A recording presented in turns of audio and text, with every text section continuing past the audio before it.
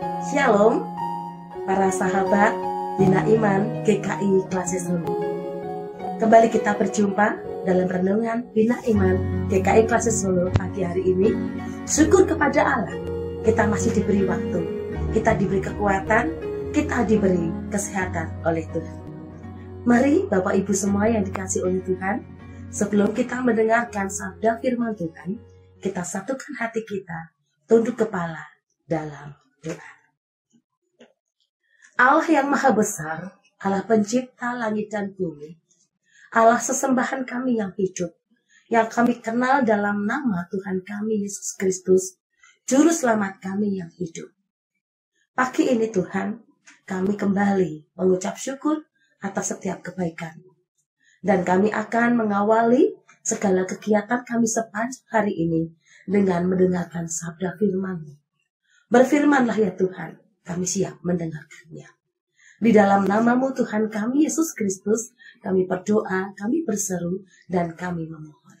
Haleluya. Amin. Bapak Ibu yang dikasih oleh Tuhan, tanpa terasa kita telah ada di penghujung tahun 2023. Kita ada di bulan terakhir, dan kita patut mengucap syukur.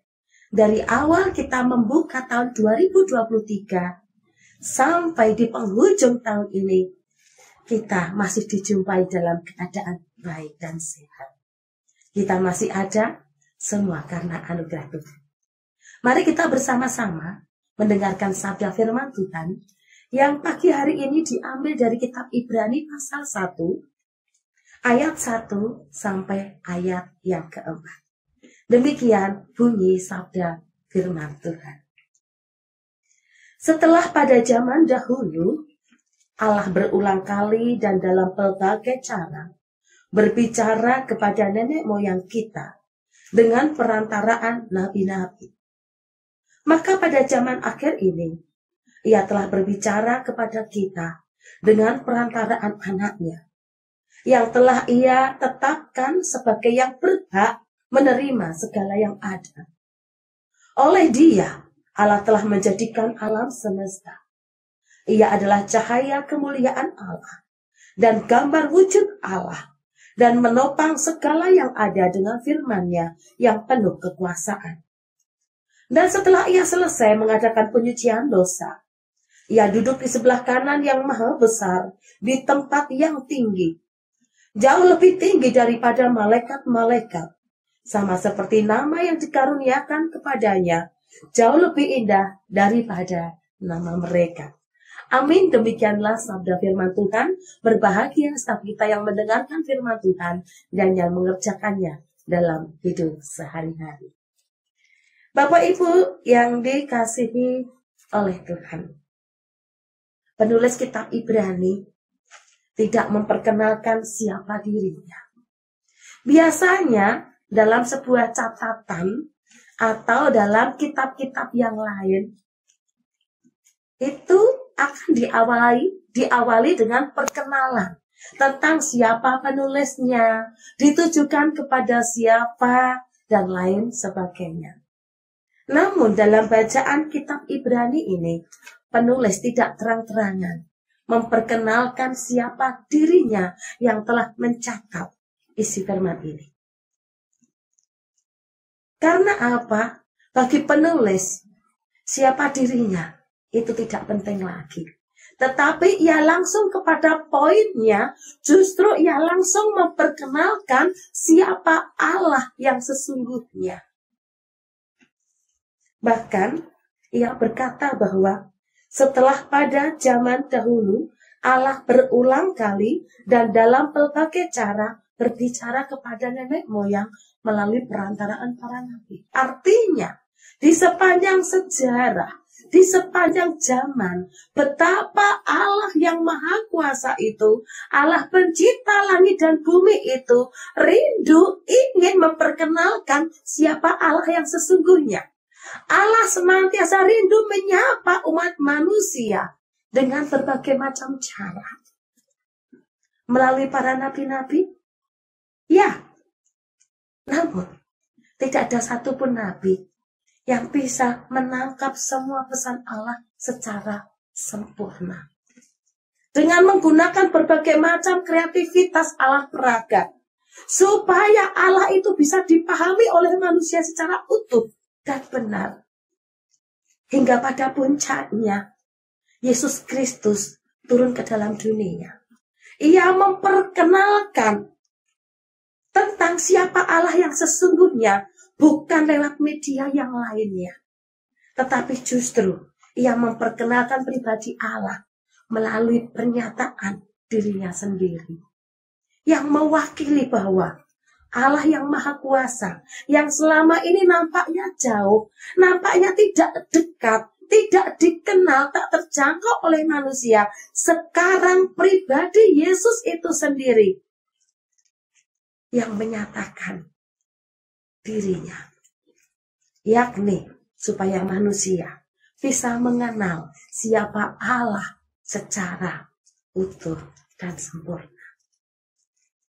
Bapak Ibu yang dikasih oleh Tuhan, tujuan dari tulisan kitab Ibrani ini supaya umat Kristen atau orang percaya yang sedang menghadapi penderitaan, tekanan hebat, bertubi-tubi menghadapi rintihan dan ratapan, itu semuanya bisa membuat iman mereka goyah.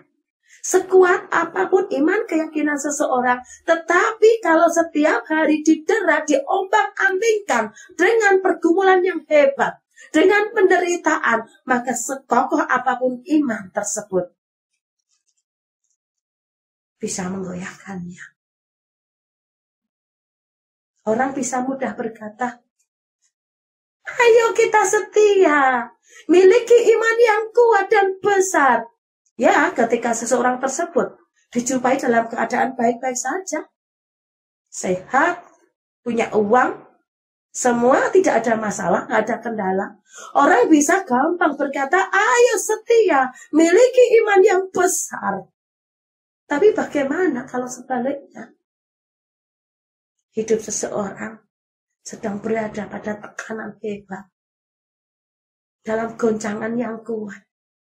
Itu semua bisa melumpuhkan iman pengharapannya kepada Allah yang benar.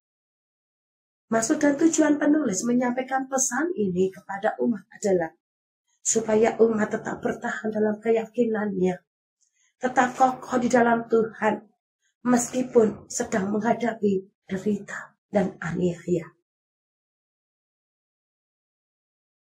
Lalu, siapakah Allah yang disembah oleh orang percaya atau orang Kristen?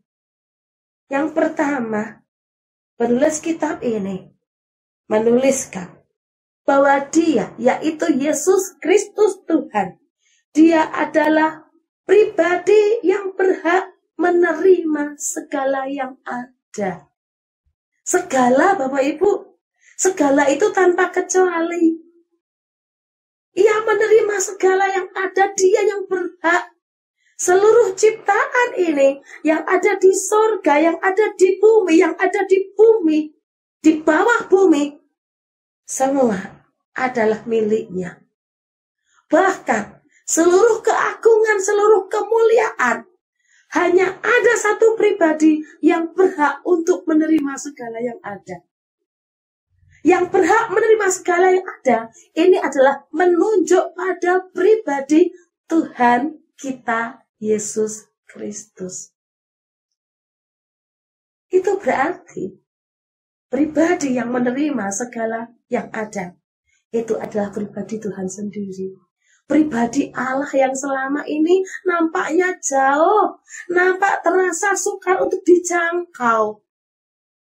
Tetapi Allah yang dianggap begitu jauh dan tak terjangkau, Ia telah menyatakan dirinya untuk dikenal oleh manusia secara dekat dan lekat.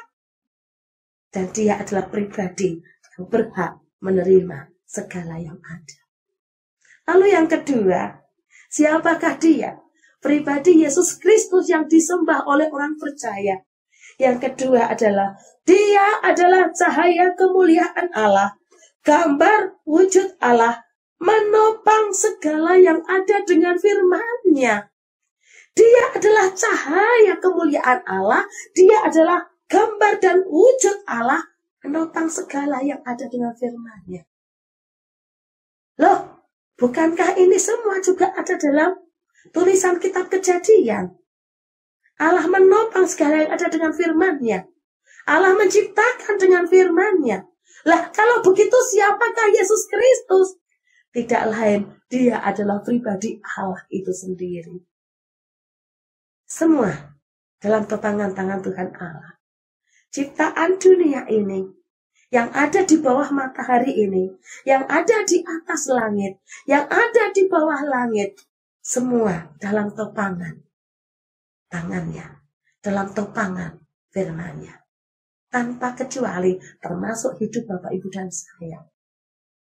Seberat apapun pergumulan hidup kita, sesulit apapun hidup kita, percayalah, semua dalam topangan firman Tuhan. Dan kita dalam kendali tangan-Nya. Jadi, Bapak, Ibu, dan saya aman dalam pimpinan-Nya. Lalu yang ketiga, Alkitab memberi catatan bahwa siapakah pribadi dia. Yakni dia adalah jauh lebih tinggi dari para malaikat. Padahal makhluk surgawi penghuninya siapa? Bukankah makhluk surgawi penghuninya tidak lain adalah para malaikat beserta dengan sang empunya? Lah, kalau disebutkan pribadi Yesus Kristus itu lebih tinggi daripada malaikat, berarti bukankah dia sang empunya? Sang empunya, penguasa para malaikat itu sendiri? Sang pemilik kerajaan surga sendiri? Ya, karena sesungguhnya Yesus Kristus adalah pribadi Allah itu sendiri. Bapak, Ibu, sekuat apapun persoalan hidup kita, selelah apapun kita melanjutkan perjalanan hidup ini, jangan sampai menggoyahkan iman pengharapan kita di dalam Dia. Inilah penghiburan bagi setiap kita. Kita tidak menyembah Allah yang salah, tapi kita menyembah Allah yang benar. Tetaplah setia kepada pribadi Sang Juru Selamat, Yesus Kristus Tuhan. Dan iman kita yang kita pelihara hari lepas hari, kita hidupi hari lepas hari, tidak akan pernah sia-sia. Karena Allah yang kita sembah adalah Allah yang benar. Apapun yang terjadi atas hidup Bapak, Ibu, dan saya, mari kita bertahan di dalam nama-Nya. Di dalam nama Tuhan Yesus Kristus. Amin. Tuhan Yesus memberkati. Selamat menyambut hari Natal dan selamat menutup tahun 2023. Juga selamat menyambut tahun yang baru, tahun yang penuh berkat di dalam Tuhan. Amin. Mari kita berdoa. Bapa di surga, kadang kami merasa capek, kami merasa lelah, kami merasa letih, oleh karena bertubi-tubi persoalan hidup kami tak kunjung selesai.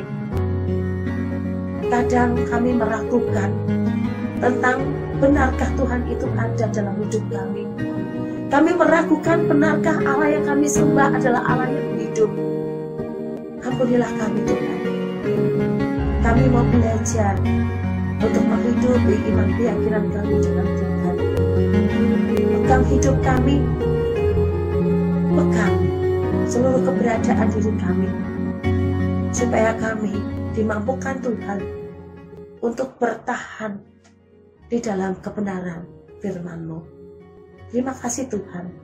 Kami berdoa yang sakit, kiranya Tuhan sembuhkan. Yang sudah putus harapan, Tuhan kokohkan kembali iman pengharapannya. Yang menyerah dengan keadaan, Tuhan kobarkan kembali semangatnya. Yang sedang susah, Tuhan beri penghiburan. Terima kasih Tuhan. Di dalam nama Tuhan Yesus Kristus kami berdoa dan kami bersyukur. Haleluya.